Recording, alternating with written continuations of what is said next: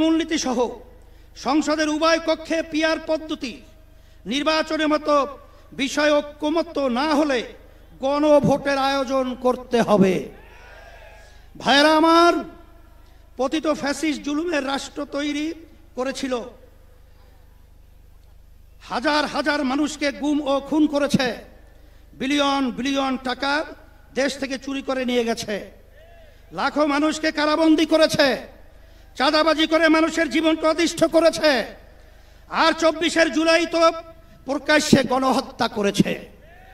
ফলে তাদের কোনো ক্ষমা নাই। যারা সরাসরি ফৌজদারি অপরাধের সাথে জড়িত ছিল তাদের বিচার করতে হবে, যারা অপরাধে সহায়তা করেছে তাদেরও বিচার করতে হবে। বিচারের ক্ষেত্রে কিছুটা অগ্রগতি হলেও পতিত সরকারের অধিকাংশ মন্ত্রী বান্ডেল থাকলে প্রতি সেনমানিতে টাকা বাঁচবে। বিকাশ সেনমানি বান্ডেল কিনে জিতুন প্রতি লেনদেনে। এমপি এবং নেতারা এখনো জেলের বাইরে, অনেকেই দেশের বাইরে থেকে উস্কানি দিয়ে যাচ্ছে।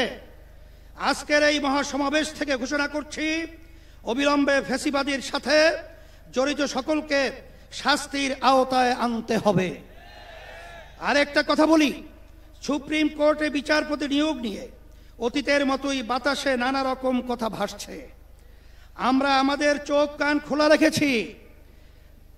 যোগ্যদের বাদ দিয়ে যদি তথাকথিত শপথবদ্ধ রাজনীতিবিদদের নিয়োগ দেওয়া হয়, তা কারোই বা কারো জন্যই সুকুমার হবে না।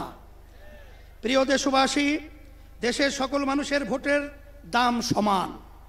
কারো ভোট যাতে অবমূল্যায়ন না হয় সেই ব্যবস্থা করতে হবে। তাই আগামী নির্বাচনে সংসদের উভয় কক্ষে অবশ্যই পিআর পদ্ধতিতে নির্বাচন দিতে হবে।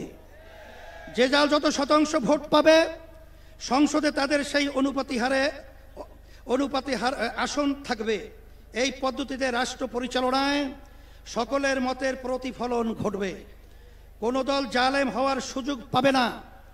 এটা জিনজির দাবি, এটা এখন জনগণের দাবি, দেশের অধিকাংশ রাজনৈতিক দলের দাবি, সকল ধর্মের মানুষের দাবি। আজকের এই মঞ্চ এটা আবারও প্রমাণ করেছে। ভাইয়েরা আমার, আমরা বারবার রক্ত দিয়েছি কিন্তু সফলতা পাই নাই, কারণ আমরা প্রতিবারই নেতা ও নীতি বাছাই করতে ভুল করেছি।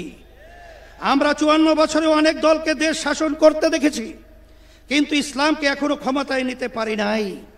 এবার ইসলামপন্থীদের ঐক্যের ব্যাপারে গণপ্রত্যাশা তৈরি হয়েছে। আমি শুরু থেকে ইসলামপন্থী সকল ভোট এক বাক্সে আনার কথা বলে আসছি। আগামী নির্বাচনে শুধু ইসলাম দলই নয়, ইসলামী দলই শুধু নয়, বরং দেশপ্রেমিক আরো অনেক রাজনৈতিক দলও এক বাক্সে নীতিতে আসতে পারে ইনশাআল্লাহ। যদি আমরা একত্রে নির্বাচন করতে পারি, যদি কার্যকর ঐক্য গড়ে তুলতে পারি, তাহলে বাংলাদেশে ইসলামপন্থীরাই হবে প্রধান রাজনৈতিক শক্তি। রাষ্ট্র পরিচালনার দায়িত্ব আমাদের হাতেই আসবে ইনশাআল্লাহ। প্রিয় দেশবাসী, অন্তর্বর্তীকালীন সরকার জুলাই অভ্যুত্থানের ফসল। এত জনসমর্থন নিয়ে আর কোনো সরকার দায়িত্ব গ্রহণ করে নাই। আমরা নিঃস্বার্থভাবে এই সরকারের পাশে দাঁড়িয়েছি। সরকারকে বলবো, সংস্কার, বিচার ও সুষ্ঠু নির্বাচনের যে অঙ্গীকার নিয়ে আপনারা দায়িত্ব নিয়েছেন, সেই দায়িত্ব পালনে অবিচল থাকুন।